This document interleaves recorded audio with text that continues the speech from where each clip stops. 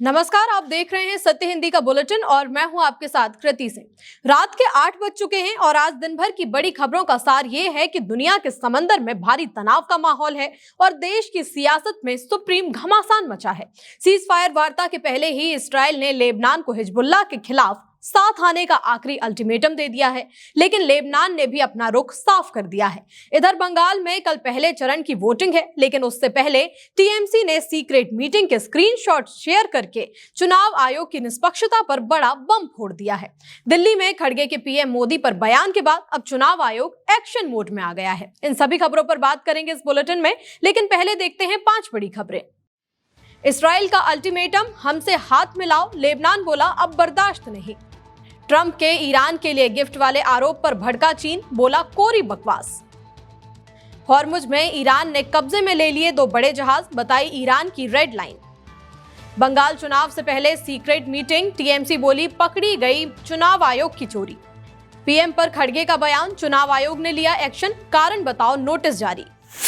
Israel Lebanon के बीच Washington में होने वाली अहम बातचीत से ठीक पहले इसराइल ने लेबनान सरकार के सामने एक बड़ी शर्त और एक बड़ी चुनौती रख दी है। इसराइल के विदेश मंत्री गिदोन सार ने लेबनान को कहा है कि अगर आपको और हमें अमन चाहिए तो मिलकर हिजबुल्लाह का मुकाबला करना होगा। सार ने चेतावनी देते हुए कहा कि हिजबुल्लाह को खत्म करने की जरूरत जितनी हमें है उससे कहीं ज्यादा आपको है। इसके लिए आपको हिम्मत दिखानी होगी और जोखिम भी उठाना पड़ेगा, क्योंकि इसके अलावा शांति का कोई दूसरा रास्ता है ही नहीं। अब सबकी नजरें वॉशिंगटन पर टिकी हुई हैं, जहां गुरुवार को दोनों देशों के प्रतिनिधि आमने सामने बैठेंगे। देखना होगा कि क्या लेबनान सरकार इसराइल का साथ देगी या फिर हाथ नहीं मिलाएगी। लेबनान के राष्ट्रपति मिशेल आउन ने चेतावनी भरे लहजे में कहा है कि देश की शांति और स्थिरता अब उनके लिए रेड लाइन है, यानी अब किसी भी पार्टी या ताकत को लेबनान की सुरक्षा से खिलवाड़ करने की इजाजत नहीं दी जाएगी। राष्ट्रपति आउन ने सोशल मीडिया प्लेटफॉर्म एक्स पर लिखा कि लेबनान के इतिहास के इस नाजुक मोड़ पर आपसी शांति को बचाए रखना सबसे ज्यादा जरूरी है। उन्होंने संकल्प लिया कि देश में जो भी असामान्य हालात बने हुए हैं उन्हें खत्म करने के लिए वो अपनी पूरी ताकत झोंक देंगे। इधर अमेरिका की राजधानी वॉशिंगटन में गुरुवार को बैठक होने वाली है। इस बैठक में अमेरिका में लेबनान की राजदूत नाडा हद्दाद अपने देश का पक्ष रखेंगी। लेबनान की सबसे बड़ी मांग ये है कि इसराइल दक्षिणी लेबनान के गाँव और शहरों में जो बुलडोजर एक्शन और तोड़फोड़ कर रहा है उसे तुरंत बंद किया जाए। चीन ने ट्रंप के उस दावे को सिरे से खारिज कर दिया है जिसमें ट्रंप ने कहा था कि अमेरिकी सेना ने जिस ईरानी जहाज को पकड़ा है उसमें चीन की तरफ से ईरान के लिए एक गिफ्ट था। चीन ने इन आरोपों को सिरे से खारिज करते हुए इसे कोरी बकवास बताया है। चीनी विदेश मंत्रालय के प्रवक्ता गुओ जियाकुन ने प्रेस ब्रीफिंग में कहा कि ये एक विदेशी कंटेनर जहाज है और इसके साथ चीन का नाम जोड़ना सिर्फ एक साजिश है। ट्रंप के इन दावों में सुर मिलाते हुए संयुक्त राष्ट्र में पूर्व अमेरिकी राजदूत निक्की हेली ने भी एक्स पर लिखा था कि इस जहाज में मिसाइल बनाने के लिए इस्तेमाल होने वाले खतरनाक केमिकल चीन से ईरान भेजे जा रहे थे, लेकिन अब चीन ने अपनी सफाई देकर सब कुछ साफ कर दिया है। ईरान ने अपने ही एक अधिकारी को इसराइल का जासूस करार देते हुए फांसी के फंदे पर लटका दिया है। मृतक का नाम मेहदी फरीद था।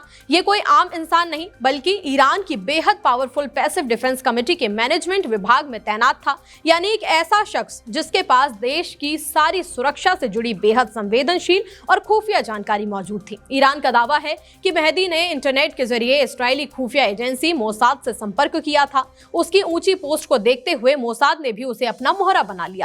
आरोप है कि मेहदी ने पद का फायदा उठाकर देश की सुरक्षा से जुड़ी वो गोपनीय फाइलें इसराइल तक पहुंचाई जिनसे देश को खतरा हो सकता था। एक तरफ ईरान इसे अपनी सुरक्षा के लिए जरूरी बता रहा है, वहीं दूसरी तरफ दुनिया भर के मानवाधिकार संगठन इस पर भड़के हुए हैं।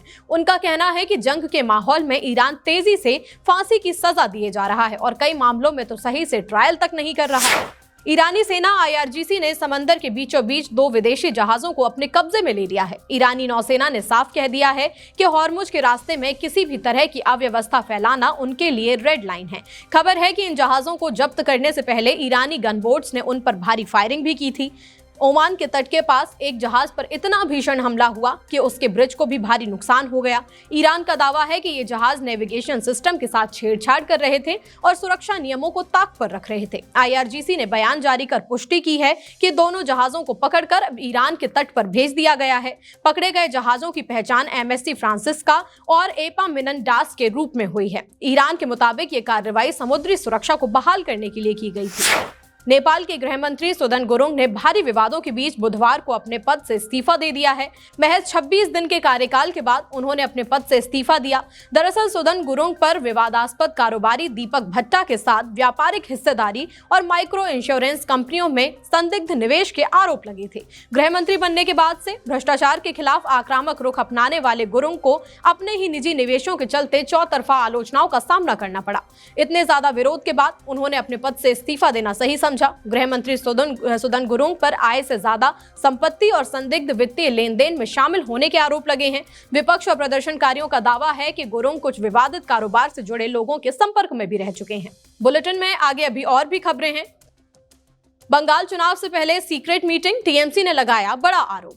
आईपैक रेड मामले में ममता पर जमकर भड़का सुप्रीम कोर्ट। पीएम पर खड़गे का बयान, चुनाव आयोग ने लिया एक्शन। ऑनलाइन गेमिंग पर 1 मई से लागू होंगे नए नियम।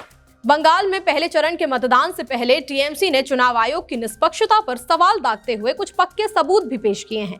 टीएमसी ने एक्स पर स्क्रीनशॉट शेयर करते हुए दावा किया है कि बंगाल के मुख्य निर्वाचन अधिकारी सीईओ मनोज कुमार अग्रवाल बीजेपी के रिमोट कंट्रोल से चल रहे हैं। आरोप है कि नियमों को ताक पर रखते हुए सेंट्रल ऑब्जर्वर्स के साथ में मीटिंग की गई और उन पर बीजेपी के पक्ष में काम करने का दबाव भी बनाया गया।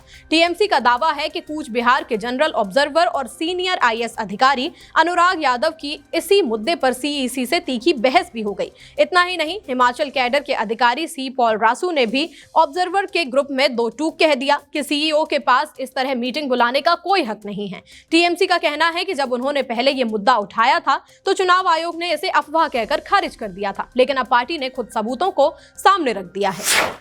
पश्चिम बंगाल में कल पहले चरण का चुनाव है, लेकिन इससे पहले टीएमसी ने बीजेपी पर बड़ा आरोप लगाते हुए चुनाव आयोग को पत्र भी लिखा है। टीएमसी सांसद डेरेक ओब्रायन ने मुख्य चुनाव अधिकारी को चिट्ठी लिखकर दावा किया है कि बीजेपी ने सूरत से खास ट्रेनों का इंतजाम कर वोटरों को बंगाल लाने की कोशिश की ताकि चुनाव में फायदा उठाया जा सके।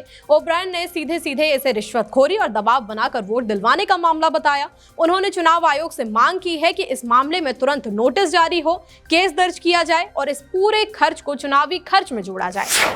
पश्चिम बंगाल में कल पहले चरण की वोटिंग होनी है, लेकिन उससे ठीक पहले सुप्रीम कोर्ट ने ममता पर तीखी टिप्पणी कर दी है। मामला था आईपैक के दफ्तरों पर छापेमारी का, जिसमें ममता बनर्जी खुद पहुंच गई थी। जब पश्चिम बंगाल सरकार की वकील मेनका गुरुस्वामी ने इसे केंद्र और राज्य के बीच का विवाद बताने की कोशिश की तो जस्टिस प्रशांत कुमार मिश्रा ने कहा कि ये केंद्र और राज्य का झगड़ा नहीं है। सुप्रीम कोर्ट ने अपनी नाराजगी जाहिर करते हुए कहा कि हमने कभी नहीं सोचा था कि इस देश में ऐसा भी दिन देखना पड़ेगा कि जब एक सिटिंग मुख्यमंत्री जांच एजेंसी के काम में इस तरह दखल देंगी। आपने पूरे सिस्टम को मजाक बनाकर रख दिया है। ममता के वकील ने इसे केंद्र की राजनीति बताया और सॉलिसिटर जनरल पर दिखावा करने का आरोप लगाया। कांग्रेस अध्यक्ष मल्लिकार्जुन खड़गे के पीएम मोदी पर दिए गए बयान के खिलाफ चुनाव आयोग ने कारण बताओ नोटिस जारी कर दिया है। ये कार्रवाई तब हुई जब बीजेपी मंत्रियों का डेलीगेशन चुनाव आयोग पहुंचा।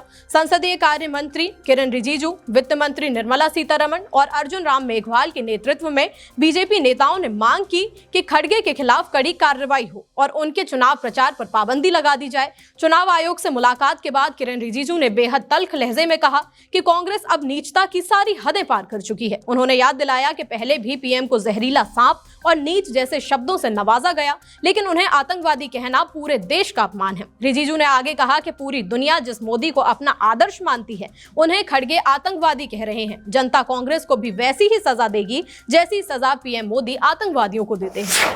आम आदमी पार्टी प्रमुख और दिल्ली के पूर्व सीएम अरविंद केजरीवाल से जुड़े केस से जज जस्टिस तेजस कारिया ने खुद को सुनवाई से अलग कर लिया है। दरअसल बुधवार को दिल्ली हाईकोर्ट में उस याचिका पर सुनवाई होनी थी जिसमें केजरीवाल और रवीश कुमार के खिलाफ अदालत की अवमानना की कार्रवाई की मांग की गई है। मामला चीफ जस्टिस देवेंद्र कुमार उपाध्याय और जस्टिस तेजस कारिया की बेंच के पास पहुंचा, लेकिन जस्टिस तेजस कारिया ने अचानक खुद को इस सुनवाई से अलग कर लिया। अब कल यानी कि गुरुवार को एक नई बेंच इस पर फैसला करेगी।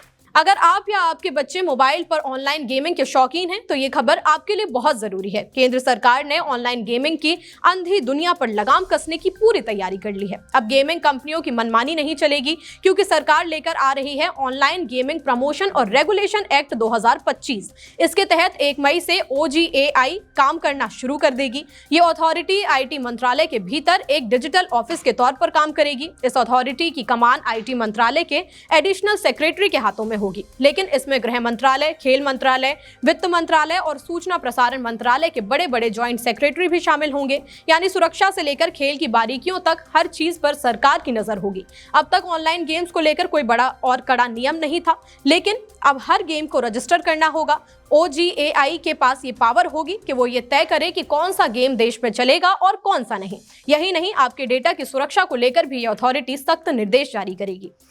भारत के पूर्व मुख्य न्यायाधीश BR गवई की एक तस्वीर ने आज इंटरनेट से लेकर गलियारों तक हड़कंप मचा दिया है। सोमवार की शाम जस्टिस गवई अपनी पत्नी और बेटे के साथ बागेश्वर धाम पहुंचे, बालाजी के दर्शन किए और फिर धीरेन्द्र कृष्ण शास्त्री से मुलाकात भी की। मुलाकात की तस्वीरें जैसे ही एक्स पर आई, कानूनी गलियारों के दिग्गज और एक्टिविस्ट भड़क उठे। मशहूर वकील प्रशांत भूषण ने इस फोटो को शेयर करते हुए लिखा कि मुझे अपनी आंखों पर यकीन नहीं हो रहा कि एक पूर्व CJI एक नफरत फैलाने वाले धोखेबाज के साथ कैसे है। ये न्यायपालिका को आखिर क्या संदेश दे रहे हैं? ये वाकई चौंकाने वाला है। सोशल मीडिया पर एक हिस्सा इसे बाबा साहेब अंबेडकर की विचारधारा का अपमान भी बता रहा है। लोगों का कहना है कि एक तरफ धीरेन्द्र शास्त्री खुलेआम हिंदू राष्ट्र की वकालत करते हैं जो संविधान के मूल ढांचे के खिलाफ है, और दूसरी तरफ देश का सबसे बड़ा जज रहा व्यक्ति उनके साथ हाथ मिला रहा है। आलोचकों का सवाल है कि क्या ये मुलाकात उन संवैधानिक मूल्यों के खिलाफ नहीं है जिसकी शपथ जस्टिस गवई ने कभी ली थी। फिलहाल इस बुलेटिन में तो इतना ही, लेकिन देश दुनिया की तमाम बड़ी खबरों के लिए आप बने रहिए सत्य हिंदी के साथ। नमस्कार।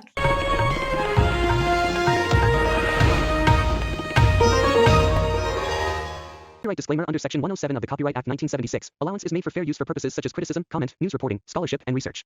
Fair use is a use permitted by copyright statute that might otherwise be infringing.